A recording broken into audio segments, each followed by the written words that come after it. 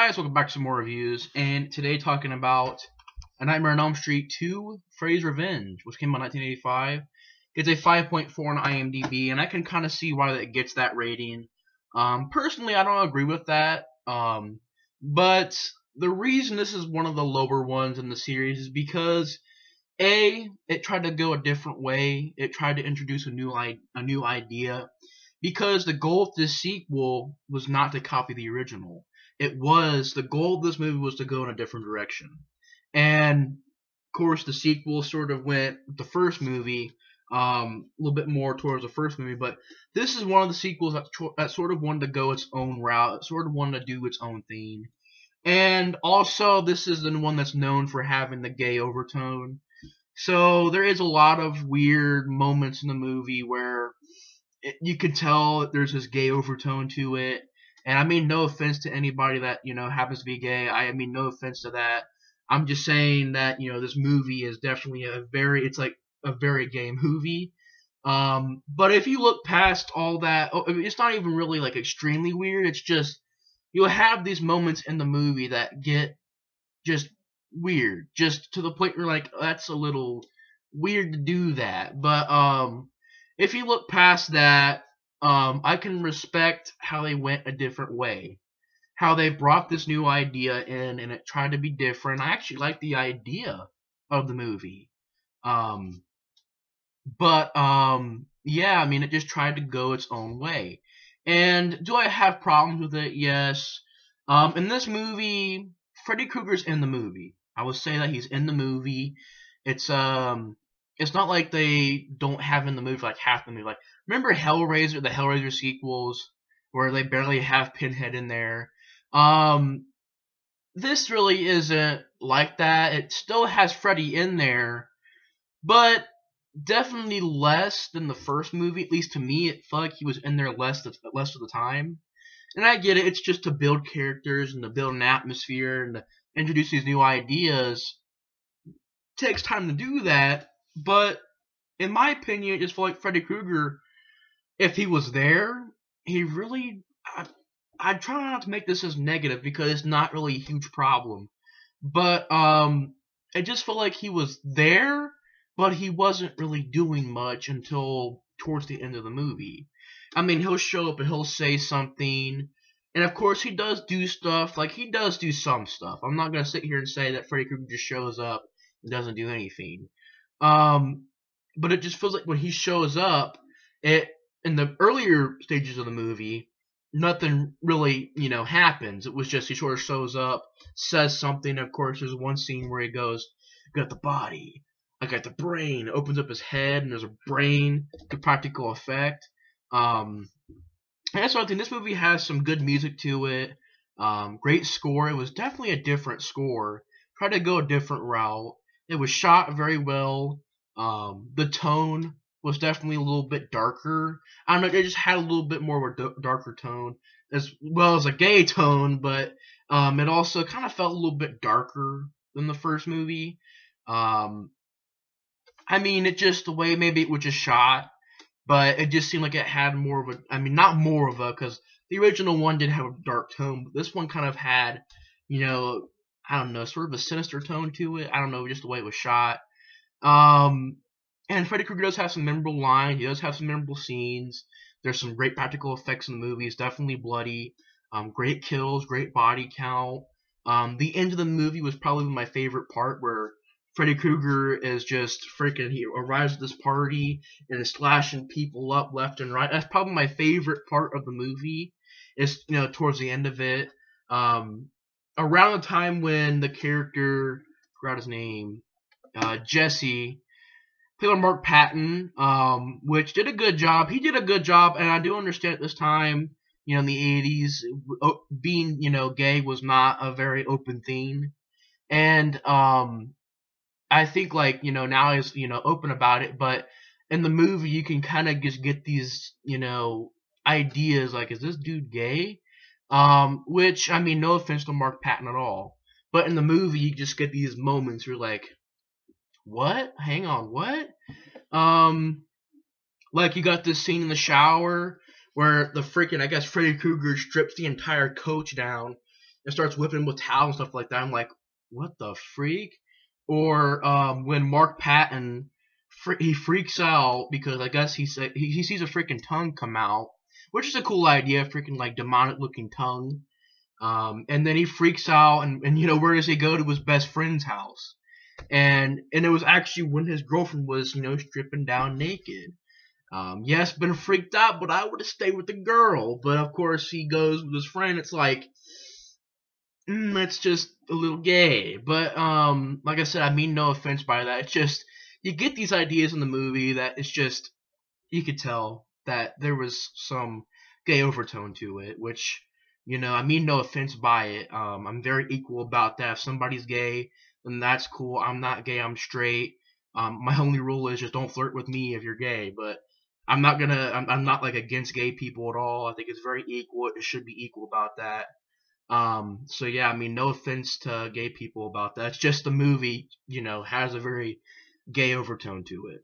And I think it even got in a list of like top 10 or something like that, gayest movies. But if you look past that, you can see a great sequel, in my opinion. It's shot very well. You have some new ideas, and I like how it went a different way. Because basically you got Jesse who moves into this, basically Nancy's house from the original Nightmare on Elm Street. And he's a new guy, and he's basically, him and his family are the new owners of the house. And you find that Freddy Krueger isn't strong enough to come back yet. So he's trying to use Jesse to kill people. He's trying to make Jesse basically become Freddy Krueger. And there's scenes wherever Mark Patton is, Freddy Krueger could pop up and just kill people. And it was definitely a cool idea. It definitely does deal a little bit less with dreams. I mean, there's a few dreams in the movie, but like I said, nothing really happens in them. Freddy Krueger pretty much uses Mark Patton to basically come out into the real world. And so yeah, like I said, like the first half of the movie, Freddy Krueger's in there, and granted, he had the bus scene where he's driving the bus through the desert and the ground breaks. That good scene where good effects where there's lava everywhere, a big crack in the ground. The bus is like sitting on one little ledge, and it's bobbing back and forth, and then Freddy Krueger's coming across and he's putting his claws in the ceiling going, and he goes, la. Next shot, you just hear Mark Patton go, ah! And it was kind of funny. You got that scene, you got the end scene at the party where Freddy Krueger's coming up freaking slashing people left and right. The scene where I'll describe it in a while. Don't want to talk about that yet. I want to save it for later, but it's a classic scene that was really well done.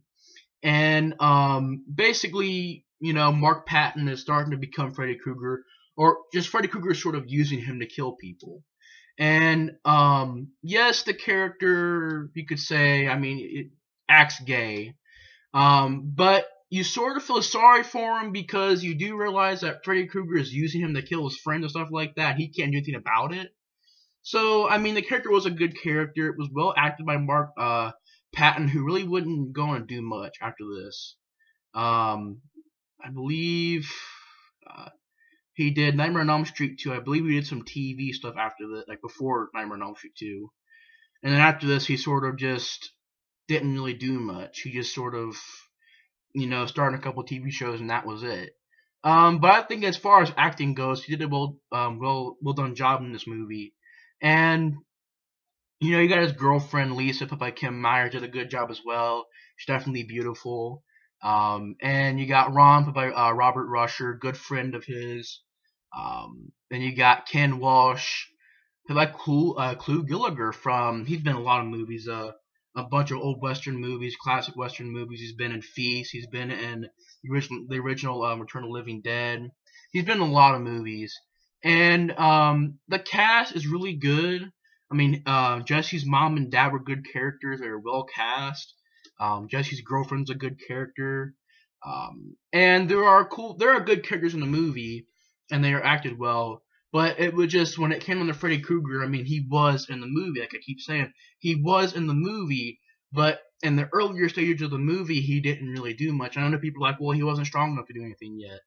But, when that carries on until maybe towards the end of the movie, when he finally, starts doing, a lot of stuff, then it's like, just to me, it became noticeable. Like, it was like he was in there, but he really didn't do much in the dream scenes. He just pretty much like said something, and then Jesse wakes up or something like that. But nonetheless, the scenes are done. The dream scenes are done well. Death scenes, like I said, you got the coach getting tied up and whipped with towels. It's like, what the freak? And I think there's even Jesse goes to a freaking club or something like that, and you can see like girls who are dudes, but they're freaking girls. And it's a weird club, and you can tell it sort of has this gay overtone to it. And then of course the coach catches him there, and the coach pretty much gets tied up and he gets scratched in the back by Freddy Krueger's claws. And that was a good scene where he goes like, or it's like, that was a good scene. Or like I said, the scene where his tongue's like a demonic tongue, pretty creepy scene. Or just the end scene, which has so much chaos to it, which I want to get to it, but I'll talk about some stuff before I get to that. So, problems is that Freddy Krueger's in there, but he's not really in there a lot. Or if he is in there, he's not really doing much until pretty much the end of the movie. That's when Freddy Krueger starts doing a lot of stuff. But before that, he's really just in a couple of dream scenes, just saying something, and then Jesse wakes up. That's pretty much what it is with Freddy Krueger. But I like the look of Freddy Krueger.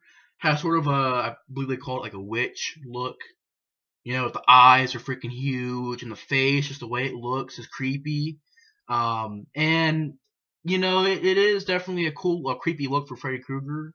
And you got that scene in the cellar where he touches the freaking the boiler, or he touches the freaking the furnace, and his hand like, shh, it's like, kill for me, Jesse, kill for me. Pretty cool scene. I mean, they are memorable scenes. Where like lightning flashes and breaks stuff in the kitchen when Jesse's in the kitchen. Or the scene with the freaking bird was kind of ridiculous. The bird going crazy and then explodes. It was like, okay, that really didn't make a lot of sense because it wasn't a dream. So yeah, there is a lot of instances with that where it'll basically exit the dream realm. It's like, how is he doing that? It has to be in a dream. But yeah, I mean, just for the most part, the problem is that it does have a gay overtone. And Freddy Krueger doesn't really do much. And I mean, really, besides that, though, those are pretty much the only problems with the movie. Is that Freddy Krueger doesn't really do much, and there is a weird overtone to the movie. But besides that, I think it's actually a pretty good, pretty well made, sequel. It's definitely one that I think is underrated. It's probably one of the most, I don't want to say hated, but, I just say probably the one that's looked down the most on. Like, the one in the series that most people don't like. It is definitely underrated just because I try to be different. And it was directed by Jack Shoulder, which he's directed Wishmaster 2, which I enjoy. Something called Beeper, never really heard of. Alone in the Dark, which I did hear about and I want to see. Renegades, which I really don't remember that. The Omen TV movie in 1995. I really didn't see that. So it hasn't really directed a lot of stuff, but I've heard about Alone in the Dark. I've heard about The Hidden. What was he involved in The Hidden, or did he direct The Hidden? I think, yeah, he directed The Hidden as well, which I heard about that movie as well. And I also heard about, well, I really enjoyed Wishmaster 2. So from the movies that he has directed, they're pretty good. But yeah, I mean, it was directed very well, and you had that scene which I forgot to mention, or like I was going to mention later. Well, I'll mention it now. Where Jesse's over at his friend's house, and he starts transforming into Freddy Krueger, and it's really well done. It's a very creepy scene, and it's a very painful scene because Freddy Krueger's face just pushes out of his skin, his chest, and then his freaking fingernails you see like Freddy Krueger's claws coming out of his fingernails, and his arm freaking folds off, and then basically Freddy Krueger comes out of his chest, and then he like holds Rod up to the door and he freaking like claws him, and then pretty much he goes to the party. Well, Jesse wakes back up and he realizes he killed his friend. He freaks out, goes back to the party, transforms into Freddy again. Freddy just does a lot of damage to the party. I mean, you got beer cans going like, and fire, and there's fire around the gates and stuff like that, and the fences are like all hot, like red hot fences, so it burns people when they touch it. And Freddy Krueger's coming down and freaking slashing people left and right, practical effects, explosions of fire. You are all my children now. And then of course, Kim Myers comes out, Lisa Weber, and pretty much tells Freddy Krueger that, Jesse, I know you're in there. And then Freddy Krueger, well, basically, her dad's about to shoot Freddy Krueger, and then she goes, no. And Freddy Krueger just sort of looks at her and walks off, and he freaking explodes into flames. Freaking awesome scene. And you got the end of the movie, which is pretty cool, where Lisa pretty much goes to the factory, and while she's there, she sees these freaking dogs with faces on them, look pretty creepy. There's a good scene where it's really disturbing, or shocking, where her freaking ankle has like fire ants in it, and she's like, oh, flipping out, and then she realizes it's just a mind trick, or it was just Freddy Krueger messing with her head. And then of course she meets up with Freddy Krueger, and he starts teasing her, has Jesse's voice, and he just teasing her and stuff like that, and then she kisses Freddy Krueger, and then pretty much he melts away. Good practical effect though, where he melts away. It kind of felt a little cheesy, the idea of her just kissing Freddy Krueger, and it's like Freddy Krueger just melts away. It's like, okay, that was a little bit, I guess love saved, Jesse and Lisa, I guess. It kind of felt a little cheesy, but, it wasn't a big problem. So that's probably another little problem with the movie, is that the ending was kind of a little bit, the whole love thing, all love beat Freddy Krueger. It's like, that's kind of cheesy in my opinion. I don't know. But Freddy Krueger melts away. It's really good effects though. And, Jesse comes out of the ashes. And then you got the end of the movie where everybody's on the bus. And, the girl's like, it's alright. It's all over. And then freaking Freddy Krueger's hand comes out of her chest. And the freaking bus drives out in the desert again. And, you got Freddy Krueger come back. Basically, you got Freddy Krueger come back. And he's still alive. And, the movie ends. But the movie is shot well. It's acted well. It has good characters. Good character development. Well done acting. Well done score. Definitely like the new ideas to the movie. And, it was just altogether definitely a little bit of a different sequel, but I respect that. It was definitely a different sequel. And yes, it does have a gay overtone to it, but if you look past that and you look at like the story and the acting and stuff like that, I think you'll find a pretty, well-made sequel. And yeah, so in my opinion, Nightmare on Elm Street 2 is a pretty decent, pretty well-made sequel, pretty good movie. So yeah, Nightmare on Elm Street 2: Freddy's Revenge is actually a pretty decent sequel. And thanks for watching my review on Nightmare on Elm Street 2: Freddy's Revenge. And I'll see you guys on the next review. Bye, guys.